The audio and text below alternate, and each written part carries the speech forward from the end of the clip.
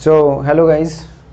तो इस लेक्चर में हम स्ट्रक्चर ऑफ स्पर्म के बारे में बात करेंगे। लास्ट लेक्चर में हमने स्पर्मेटोजेनेसिस और स्पर्मिएशन के बारे में बात की थी। So you can see here कि यहाँ पे this is the structure of sperm, ठीक है। और स्पर्म का जो स्ट्रक्चर है वो बेसिकली 4 हिस्सों में डिवाइड होता है।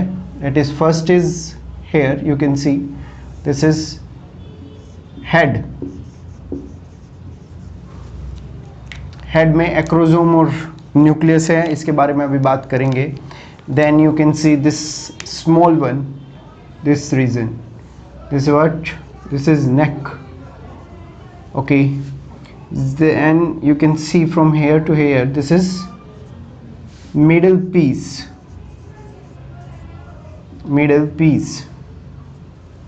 okay. Then this is tail. तो बेसिकली इन 4 हिस्सों में डिवाइड होता है स्पर्म। और अब हम बेसिकली इसकी डिटेल्स के बारे में बात करेंगे। तो सबसे पहले देखते हैं हेड। हेड में आप सबसे पहले ये स्ट्रक्चर देख सकते हैं। दिस इज, ये जितने भी स्ट्रक्चर है सारे के सारे, सबसे पहले बाहर की बात कर लेता हूँ।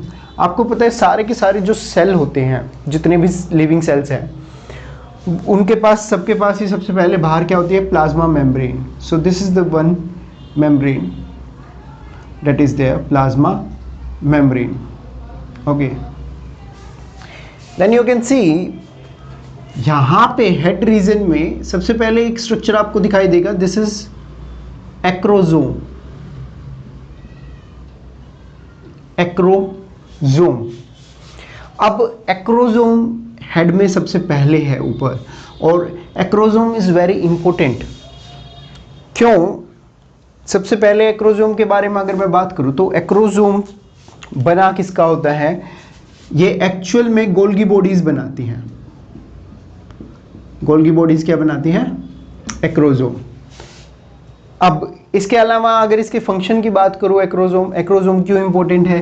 तो एक्रोजोम है ना, यहाँ पे जब स्पर्म ओव्यूम के पास पहुंचता है तो वहाँ पे उसकी जो बाहर लेयर होती है, जोना पेलुसिडा और जो कोरोना होती है, उसको एक्चुअल में पेनिट्रेट कराने के लिए स्पर्म को एक्रोजोम काम आएगा। अब एक्रोजोम करता क्या है? एक्रोजोम कुछ एंजाइम रिलीज करेगा और उन एंजाइम्स को हम बोलते हैं basically sperm lysine enzymes. Sperm lysine enzymes, okay. अब स्पर्म लाइसिन वो एंजाइम्स है जो एक्रोजोम रिलीज करता है। यहाँ पे 2 मेन इंपॉर्टेंट एंजाइम है, और वो है पहला यालुरोनिडेज एंजाइम। ये एक स्पर्म लाइसिन एंजाइम है, यालुरोनिडेज एंजाइम। और ये एंजाइम क्या करता है? ये बेसिकली कोरोना को पेनिट्रेट करता है। इसी वजह से इसका नाम कोरोना पेनिट्रेटिंग एंजाइम भी है, ओके। सो यालुरोनिडेज एंजाइम जो है वो कोरोना पेनिट्रेटिंग एंजाइम भी कहलाता है। स्पर्म लाइसिन में दूसरा एंजाइम जो इंपॉर्टेंट है, जिसके ऊपर आपको कॉम्पिटिटिव एग्जाम में क्वेश्चन पूछे जा सकते हैं, दैट इज एक्रोसिन। एक्रोसिन, अब एक्रोजोम से आप रिलेट कर सकते हैं एक्रोसिन। तो acrosin is the second enzyme जो कि स्पर्म लाइसिन के अंदर आता है। बेसिकली इन दोनों एंजाइम्स को स्पर्म लाइसिन बोलते हैं, और एक्रोजोम रिलीज करता है। अब एक्रोसिन जो एंजाइम है, this is also protease enzyme, okay. तो जोना पेलुसिडा को काटने में यहाँ पे ये मदद करता है, उसको पेनिट्रेट करने में। So these are 2 enzymes. यहाँ पे एक्रोजोम गोल्गी बॉडीज से बने होते हैं, स्पर्म लाइसिन एंजाइम निकालते हैं, ठीक है। दोनों एंजाइम्स के बारे में मैंने बात कर ली, इनके फंक्शन के बारे में बात कर ली। So this is very important, you know, acrosome. And if you see acrosome के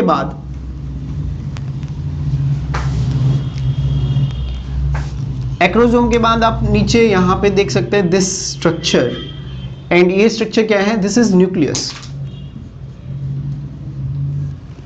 दिस इज न्यूक्लियस। और न्यूक्लियस यहाँ पे बेसिकली अगर हम देखें सो यहाँ पे हैप्लॉइड डीएनए है बेसिकली, ठीक है, दिस इज हैप्लॉइड डीएनए, ठीक। तो हैप्लॉइड डीएनए आप समझते हैं यहाँ पे 23 बेसिकली क्रोमोसोम होंगे, 23 chromosome, not 23 pair of chromosome, 23 chromosome. Okay, so haploid DNA plus कुछ बेसिक प्रोटीन भी होते हैं इसके अंदर। और हमने ये पिछली क्लास में देखा था कि एसिडिक प्रोटीन जो हैं वो सारे डाइजेस्ट हो जाते हैं, ख़त्म कर देते हैं। और यहाँ पे कुछ बेसिक प्रोटीन अवेलेबल होंगे। आप एक चीज़ और देख सकते हो, इस न्यूक्लियस में न्यूक्लियोलस नहीं प्रेजेंट, क्योंकि उसके फंक्शंस की यहाँ पे ज़रूरत नहीं है। इसके अलावा आरएनए वगैरह भी नहीं प्रेजेंट होता, सिर्फ हैप्लॉइड डीएनए और कुछ बेसिक प्रोटीन्स प्रेजेंट होते हैं। तो ये क्वेश्चन इंपॉर्टेंट बन सकता है यहाँ से भी अगर आप देखे जाए। और हेड में आप एक चीज़ और यहाँ पे नोटिस करेंगे कि यहाँ पे एक लेयर होती है जो कि एक्रोसोम और न्यूक्लियस को पार्शियली, एक्रोसोम को फुली और न्यूक्लियस को पार्शियली कवर करती है, ठीक है। यहाँ पे ऐसे एक और लेयर प्रेजेंट है प्लाज्मा मेम्ब्रेन के बाद। अब प्लाज्मा मेम्ब्रेन का जो प्रोक्सिमल साइड, जो फ्रंट साइड होती है बेसिकली, वो इस मेम्ब्रेन के साथ और ये मेम्ब्रेन प्लाज्मा मेम्ब्रेन के साथ अटैच होती है। तो बेसिकली यहाँ पे एक और मेम्ब्रेन प्रेजेंट होगी जो कि पार्शियली न्यूक्लियस को कवर करती है एंड फुली किसको, एक्रोसोम को कवर करती है। And this layer is known as galea capitis. Okay, this is galea capitis. So यहाँ पे ये बेसिकली हेड हमारा थोड़ा सा कवर हो गया है, लेकिन इंपॉर्टेंट चीज और है यहाँ पे एक, दैट इज गैलिया कैपाइटिस के बाद यहाँ पे जो एक और लेयर प्रेजेंट होती है जो कि पूरी बॉडी को फिर कवर करेगी। यहाँ पे स्पर्म के ऐसे साइड बाय साइड, जो आप you can make this very clear. Plasma membrane के साथ अटैच्ड है ये और पूरी बॉडी को ऐसे कवर कर रही है। And you can see this layer, this is known as manchette. Manchette is the second layer, ठीक है। सबसे ऊपर गैलिया कैपाइटिस, देन मैंशिती, और दोनों ही ये प्लाज्मा मेम्ब्रेन के साथ अटैच होती है, इनर साइड में है। ओके, अब साइटोप्लाज्म वगैरह यहाँ पे प्रेजेंट होता नहीं ज़्यादा, बहुत थोड़ा साइटोप्लाज्म प्रेजेंट होगा और वो भी टेल पोर्शन में प्रेजेंट होगा, उसके बारे में बाद में बात करेंगे। लेकिन ज़्यादा यहाँ पे साइटोप्लाज्म प्रेजेंट है नहीं। ये हमने देखा था कि स्पर्मिएशन से पहले पिछले लेक्चर में कि साइटोप्लाज्म वगैरह रिड्यूस हो जाता था और इसका साइटोप्लाज्म सारे सर्टोली सेल्स ले लेते थे वापस से। नाउ यू कैन सी यहाँ पे एक बिंदु लाइक स्ट्रक्चर जो मैंने बना रखा है, दिस, ये जो स्ट्रक्चर्स हैं, these are what, this is centriole. ये, so this centriole is proximal centriole, proximal centriole. अब प्रोक्सिमल सेंट्रियोल जब स्पर्म पेनेट्रेट कर जाता है ओव्यूम के अंदर, ठीक है, तो उसके बाद क्या होता है, उसके बाद यहाँ से डीएनए, जो बेसिकली डीएनए है, वो जाएगा स्पर्म उसके ओव्यूम के अंदर, और साथ के साथ प्रोक्सिमल सेंट्रियोल जाएगा।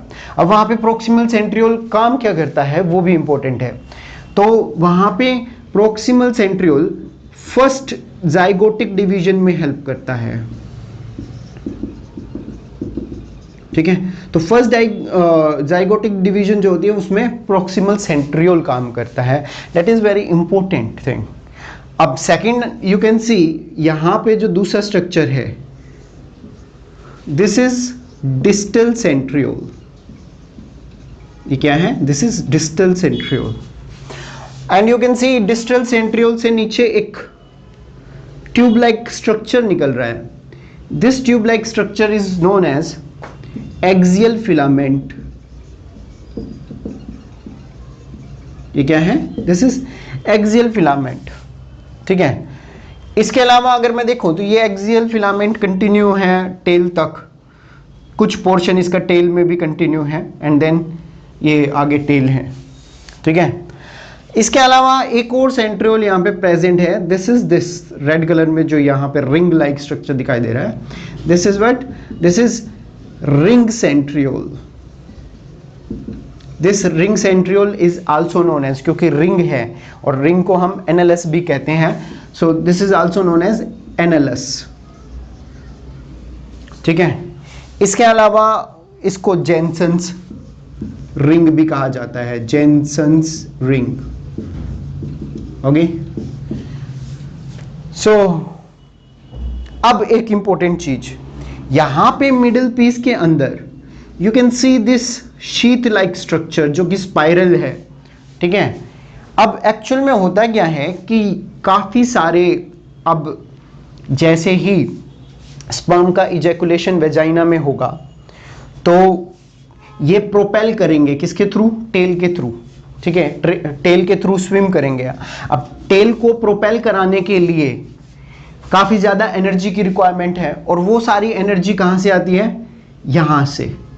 This is what? This is sheath.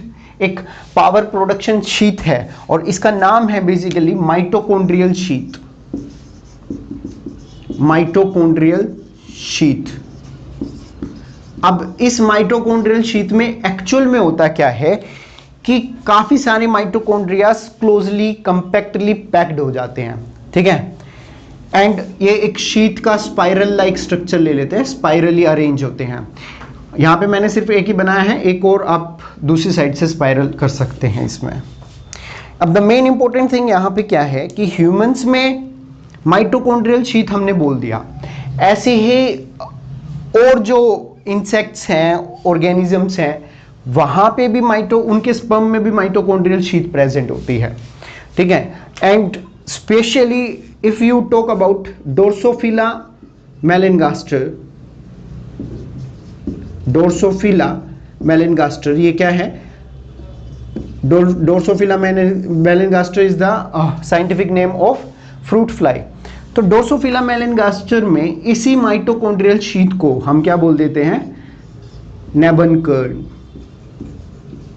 अब ये क्वेश्चन आया हुआ है. ठीक है. अब कुछ लोग ये भी सोचते हैं कि ह्यूमन स्पर्म में भी जो माइटोकॉन्ड्रियल शीथ होती है उसको भी नेबनकर्न बोल देते हैं, लेकिन एग्जैक्टली कुछ बुक्स में ऐसा दे भी रखा है, बट एग्जैक्टली ऐसा केस है नहीं. वो हो सकता है गलती हो गई हो. तो डोर्सोफिला मेलेनगास्टर जो है उसका जो माइटोकॉन्ड्रियल शीथ है स्पर्म में जो प्रेजेंट, उसको बोलते हैं नेबनकर्न. और भी कुछ इंसेक्ट्स हैं इंक्लूड, बट मेनली फॉर डोर्सोफिला मेलेनगास्टर. अब इस चीज को आप थोड़ा सा ध्यान रखिएगा. नेक्स्ट, जब यहां पे हम इस स्ट्रक्चर को कंप्लीट करते हैं मिडल पीस, उसके बाद आ जाता है टेल पार्ट, लास्ट पार्ट जो है. अब टेल पार्ट में मैंने ये कहा था कि साइटोप्लाज्म जो है वो एक्चुअल में खत्म हो जाता है या काफी कम क्वांटिटी में प्रेजेंट होता है. ठीक है. तो जो कम क्वांटिटी में साइटोप्लाज्म बेसिकली प्रेजेंट होता है वो थोड़ा बहुत यहाँ पे प्रेजेंट होता है. आप अगर आप देखें तो टेल स्ट्रक्चर में. अब टेल को भी हम दो हिस्सों में बेसिकली डिवाइड कर सकते हैं. एक तो main part of the tail, this is main part of the tail. अगर यहाँ से यहाँ तक मैं देखूं, so this is main part of the tail, and then this is end piece of the tail. तो मेन पार्ट में थोड़ा बहुत साइटोप्लाज्म प्रेजेंट होता है. ठीक है. टेल के. अब एक और देख सकते हैं, this tail is basically what? This is flagella. ठीक है. सो यहां पे मैं इसे रब कर देता हूं. This tail is basically what? This is flagella. और इस फ्लैजिला का जो स्ट्रक्चर है हमने सेल स्ट्रक्चर वाले चैप्टर में पढ़ा था. एक्चुअल में ये जो फ्लैजिला प्रेजेंट होती है, इसका जो पैटर्न होता है वो 9+2 पैटर्न होता है एक्सोम्स का, ठीक है। ये हमने सेल स्ट्रक्चर वाले चैप्टर में भी पढ़ा था कि 9+2 पैटर्न क्या है फ्लैजिला का। एक इंपॉर्टेंट चीज यहां पे और है, जो टेल यहां पे बनती है, that become through a process known as cytosolic ciliogenesis. Ciliogenesis का बेसिकली मतलब होता है कि सीलिया की प्रोडक्शन करना, ठीक है। So this is cytosolic ciliogenesis is the process जिससे कि टेल बनती है, ठीक है। तो ये बेसिकली मैंने सारा पार्ट इसका स्ट्रक्चर ऑफ स्पर्म का कन्वर्ट कर दिया है। आई थिंक मैंने सारी चीजें ही कवर कर दी, कुछ रहा नहीं है। बट यू कैन सी, पहले plasma membrane, then head part में प्लाज्मा मेम्ब्रेन के अंदर जैसे ही हम जाएंगे, हेड पार्ट में हमें एक्रोजोम दिखाई देगा, और एक्रोजोम को कवर करती हुई गैलिया कैपाइटिस, ठीक है। एक्रोजोम के हमने अभी फंक्शन देखे, स्पर्म लाइसिन एंजाइम्स रिलीज करते हैं, जिसमें यालुरोनिडेज एंजाइम जो कि कोरोना पेनिट्रेटिंग एंजाइम है, और दूसरा जो एंजाइम हमने इसमें देखा था वो एक्रोसिन एंजाइम है जो कि प्रोटीएज एंजाइम है। उसके बाद हमने ये देखा कि भाई नीचे ही न्यूक्लियस प्रेजेंट है, ठीक है। अब न्यूक्लियस को कवर करता हुआ थोड़ा सा एक्रोजोम है, और जो गैलिया कैपाइटिस है वो भी थोड़ा सा न्यूक्लियस को कवर कर रही है, ठीक है। सो न्यूक्लियस में हमने ये देखा था कि इसमें मेनली दो ही चीजें प्रेजेंट होती है, एक हैप्लॉइड डीएनए और दूसरा बेसिक प्रोटीन। इसके अलावा आरएनए, राइबोसोम्स और जो बेसिक न्यूक्लियोलस वगैरह और एसिडिक प्रोटीन जो थे, वो सब चीजें इसमें नहीं प्रेजेंट होती जो नॉर्मल सेल्स में प्रेजेंट होते हैं। इसके बाद हमने ये देखा कि भाई गैलिया कैपाइटिस से एक और लेयर है जो कि मेनशीथी है, ठीक है, जो कि कवर कर रही है आगे के सारे पार्ट्स को। फिर हम नीचे ये देखते हैं कि नेक पार्ट में प्रेजेंट है क्या, प्रोक्सिमल सेंट्रियोल। और प्रोक्सिमल सेंट्रियोल का क्या फर्स्ट फंक्शन है, फर्स्ट जाइगोटिक डिवीजन कराता है। जाइगोट जब ओव्यूम में स्पर्म मिक्स होता है और वो जाइगोट बन जाता है, उसमें जो पहली डिवीजन है वो प्रोक्सिमल सेंट्रियोल कराएगा। देन हमने ये देखा कि भाई दूसरा जो सेंट्रियोल प्रेजेंट है वो डिस्टल सेंट्रियोल प्रेजेंट है, और डिस्टल सेंट्रियोल से निकलता हुआ एक्सियल फिलामेंट है। देन हमने ये देखा कि भाई मिडिल पीस में एक माइटोकॉन्ड्रियल शीथ भी प्रेजेंट है, जिसमें माइटोकॉन्ड्रिया कॉम्पैक्टली पैक्ड है, ठीक है, जो कि एनर्जी सोर्स है इसके स्विमिंग के लिए, ठीक। देन हमने ये देखा कि भाई रिंग सेंट्रियोल भी प्रेजेंट है, जो कि लास्ट में एंडिंग में प्रेजेंट है। और हमने ये देखा कि जो एक्सियल फिलामेंट है वो थोड़ा सा कंटिन्यू रहती है लास्ट तक, टेल के पार्ट तक। देन हमने ये देखा कि टेल में जो फ्लैजिला है जो टेल में, वो साइटोसिलिक सीलियोजेनेसिस के प्रोसेस से बनी होती है, 9+2 उसका पैटर्न होता है, और हमने ये देखा कि इसमें थोड़ा बहुत साइटोप्लाज्म प्रेजेंट है। So that was the structure of sperm.